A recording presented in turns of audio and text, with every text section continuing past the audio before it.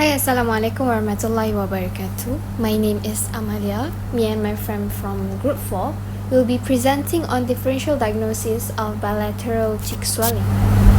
So these are our team members. These are our table of content.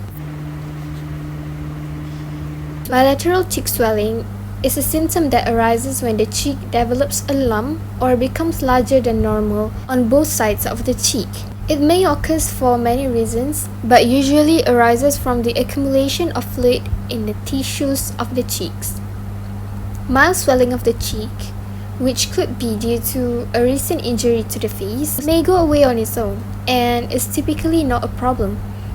However, in a more serious cases, when swelling is accompanied by sudden swelling of the face, lips or tongue, or maybe a severe breathing problems, medical care is needed.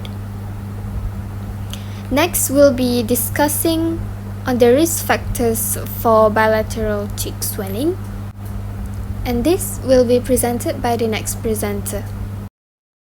Next, I'm going to continue with the risk factors. The first one is chauvinism. Chauvinism is a genetic condition. Therefore, the greatest risk factor is having a parent who has chauvinism or is a carrier. The second one is mumps.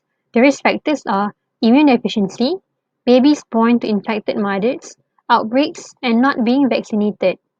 Next is sialodonosis. The risk factors include dehydration, diuretic medications, smoking, old age, and poor oral hygiene. And for angioedema, the risk factors are drug reaction which involves rash or hives, allergies involving hives, history of angioedema, family history of hives or angioedema, and also autoimmune disease such as lupus. Now, we move on to the next disease, which is Melkeson-Rosenthal syndrome. There may be a genetic predisposition because familial inheritance was observed in several patients. Next is Sjogren's syndrome. The risk factors are age, as it is usually diagnosed in people older than 40, sex, as women are much more likely to be affected, and also the presence of rheumatic disease. For salivary gland tumor, the risk factors are older age, radiation exposure and workplace exposure to certain substances that may increase the risk of salivary gland tumor. Next is cellulitis. The risk factors are injury and skin conditions, which can provide an entry point for bacteria.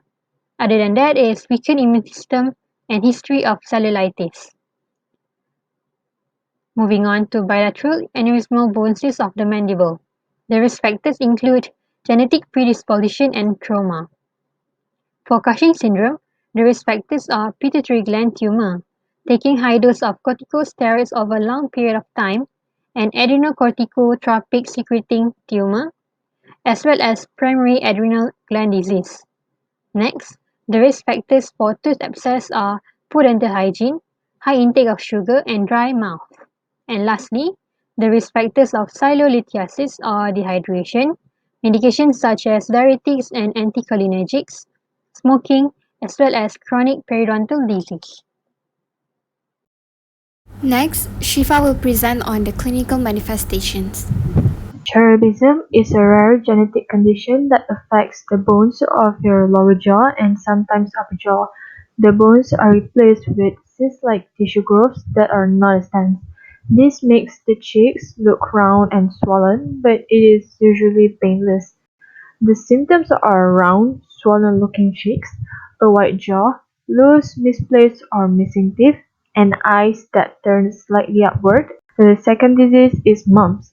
Mumps is a contagious disease that is caused by a virus. It typically starts with a few days of fever, headache, muscle aches, tiredness, and loss of appetite. The third disease is sialadenosis. It is a chronic, bilateral, diffuse, non-inflammatory, non-neoplastic swelling of the major salivary glands that primarily affects the parotid glands.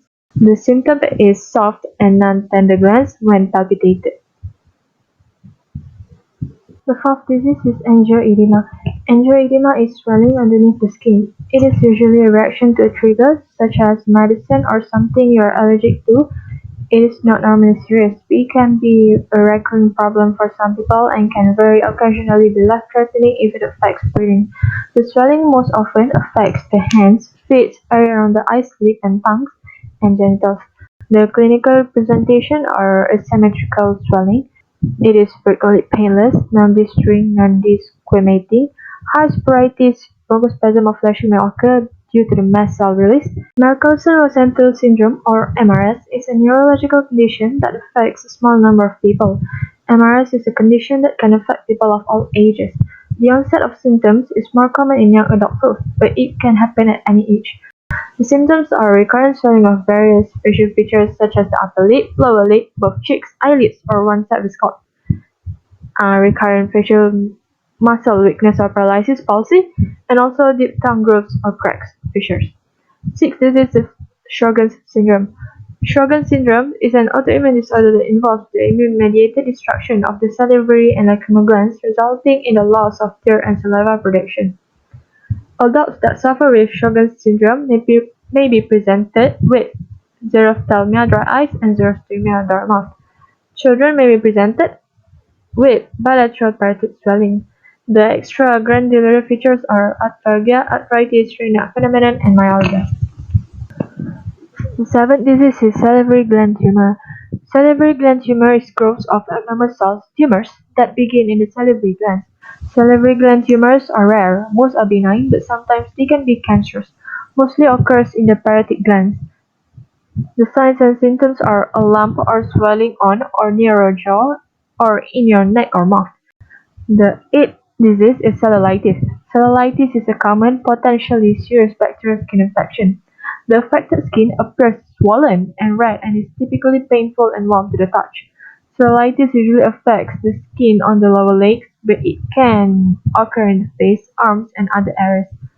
The signs and symptoms are red area of skin that tends to expand, swelling, tenderness, pain, warmth, fever, red spots, blisters, and skin dimpling. Moving on, we have bilateral aneurysmal bone cyst of the mandible, entity of which occurrence in the jawbones is somewhat disputed. An aneurysmal bone cyst of jawbones may actually represent cyst formation in a pre-existent osseous lesion such as central giant cell lesion. It is an aggressive lesion and may perforate cortical plate with soft tissue extension. Teeth may be tender, missing, or displaced. Pain is occasional complaint, and on palpation, eggshell crackling and non-pulsatile can be observed. On surgical exploration, welling up of blood can be observed, and on gross examination, blood-soaked sponge can be observed. Next is Cushing syndrome. Cushing syndrome, also known as Cushing's syndrome, is a condition characterized by physical and behavioral changes caused by an excessive of cortisol in the blood over an extended period of time. The adrenal glands, which are situated above the kidneys, contain cortisol, a steroid hormone. The signs and symptoms are gaining weight, especially in the upper body, round face and extra fat above the collarbones and on the upper back, diabetes, hypertension, and osteoporosis. The 11th disease is tooth abscess. An abscess is a pus-filled pocket that grows around the infected tooth's root. Anyone can get one, from children to the elderly. Signs and symptoms are swelling, gum redness, fever, swollen lymph nodes, and also puffy gums. And the last disease that we have is sialolithiasis. The signs and symptoms are pain that increases when eating, swelling of the affected saliva glands, which normally occurs with meals, difficulty opening the mouth, difficulty swallowing, a painful lump under the tongue, gritty or strange tasting saliva, dry mouth, and lastly, pain and swelling usually around the ear or under the jaw. Hi, my name is SYAHIRAH. I'm going to continue about the management of bilateral cheek swelling disease. First, let's take a look at the management of cherubism. We do the surgery to remove the tissue growth as it can help to restore jaws and cheek to their previous size and shape. Orthodontic and implant also one of the management of the cherubism. Let's take a look. The second disease, which is mum.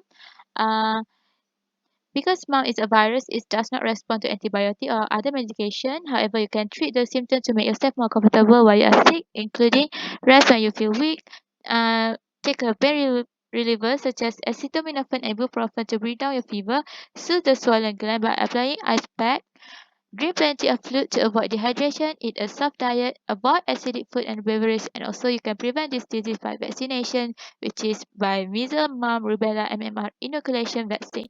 And now let's take a look at the management for SYAHIRAH. We do the surgical treatment, bottle injection to the painful or swollen glands, steroid infusion through the duct of the gland, and autonomic stimulation.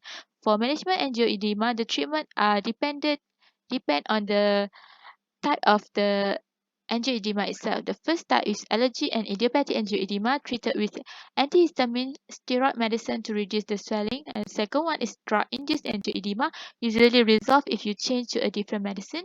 And last one is hereditary angioedema, which is cannot be cured, but medicine can help to prevent swelling, quickly treated swelling when it's occur. Okay, for management Merkerson-Rosenthal syndrome, which is MRS, there is no one-size-fits-all care for MRS. Corticosteroid injection, non-steroidal anti-inflammatory medication, antihistamine, and antibiotic are all possible treatment for MRS. MRS can be treated with immunosuppressant for a brief period of time in some patients. Abnormally swollen are often treated with surgery and radiation. If patients have chronic and recurring facial paralysis, surgery to decompress the damaged facial nerve may be needed. Management for Jordan syndrome, first of all, is moisture replacement therapy to help relieve dryness. Non-steroidal anti-inflammatory drug and NSAID help reduce inflammation. Receive a corticosteroid to reduce inflammation in the body of the patient. And disease-modifying anti-rheumatic drug suppress the body immune response. And last one is cyclophosphamide, which is one of the chemotherapy drug to suppress the immune system. The management for salivary gland tumor, we do the surgery, radiotherapy, and chemotherapy. For radiotherapy, we have two types, which is external radiotherapy and internal radiotherapy. External radiotherapy can be classified into two, which is fast neutron radiation therapy, which is a radiation therapy machine aimed neutrons, a tiny invisible particle at the cancer cell to kill them. Fast neutron radiation therapy uses a higher energy radiation than the X-ray type of the radiation therapy. And the second one is photon beam therapy.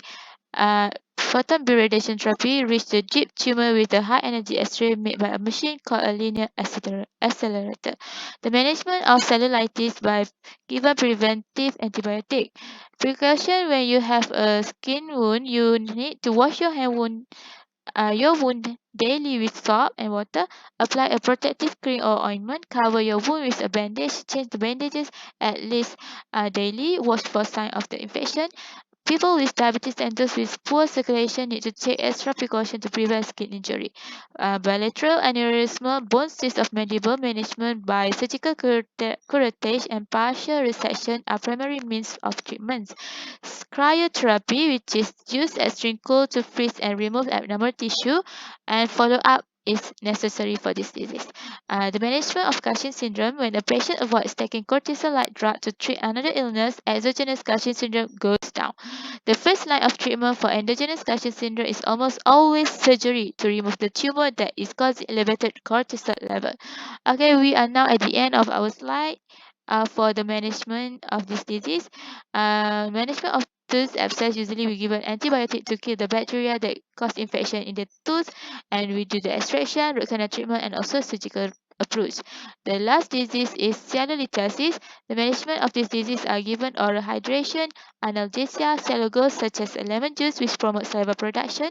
Massaging the gland can help as well if the gland becomes infected and the patient develops cellulititis. Then antibiotics are typically indicated. I think that's all from me. I will pass it to another presenter. Thank you.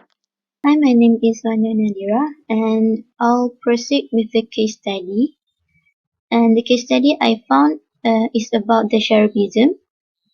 And a little bit about cherubism. It is a benign, self-limiting fibro-osseous lesion that characterized by bilateral symmetric planeless expansion of jaw, and it is more prominent in mandible compared to maxilla. It affects more in males compared to women, and it becomes noticeable in early childhood and gradually regress after the puberty. So this case report is about a 10-year-old male patient that was referred from a private dental clinic with a complaint of progressive swelling of right cheek since 3 years. It was associated with pain, and there was no extra or secondary skin changes. And the provisional diagnosis was cherubism, giant cell granuloma, and brown tumor of hyperparathyroidism. And this case report I got from an online journal written by Degala et al. 2015. We can see the swelling on both cheeks, but more prominent on the right cheeks. And panoramic radiograph was taken, which revealed multifocal lighted lesion of jaw involving the bilateral posterior body of mandible, angle, and rami. The lesion caused infection of 4-6 and 4-7, which appeared as floating tooth syndrome. Then the patient was referred for plain CT scan. There is no history of similar disease was noted in any siblings or in parents of the patient. The CT confirmed the presence of multiloculated expansulated lesion involving the body and rami of the mandible on both sides, which more extensive on the right side. The lab tests of the patient and results are obtained and given in the table. The section stained with H&E and showed proliferating loose fibrous connective tissue composed of fibroblasts along with scattered aggregates of small nucleated giant cells. The giant cells were thinly disseminated throughout the fibrous tissue, and the stroma showed areas of hemorrhage. And the perivascular eosinophilic cuffing is the pathognomic feature, which is seen around the small blood vessel. The diagnosis of cherubism is strongly suggested by correlating the clinical, histological, radiographic features, and lab test results with that of literature.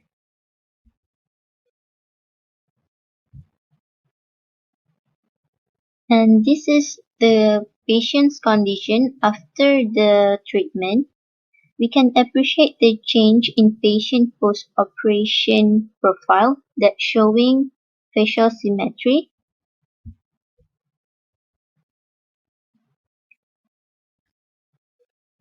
and also post-operation panoramic radiograph and CT scan also show evidence of bone formation and resolution of osteolytic lesion.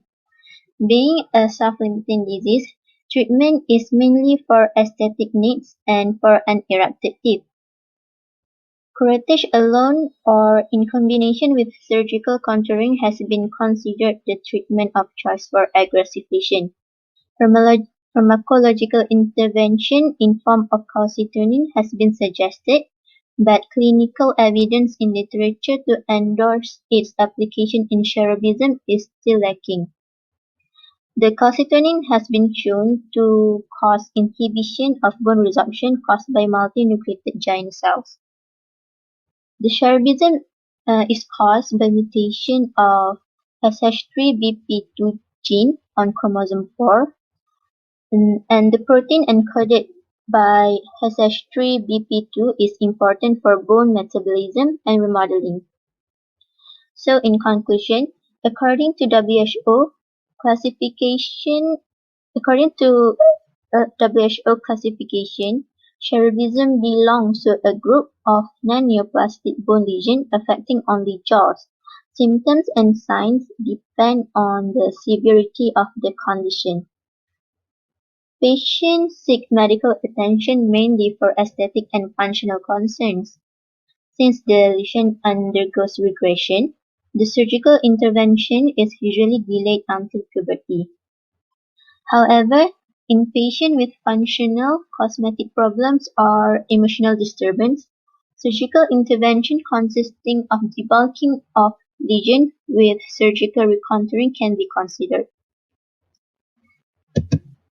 And these are our references for our presentation.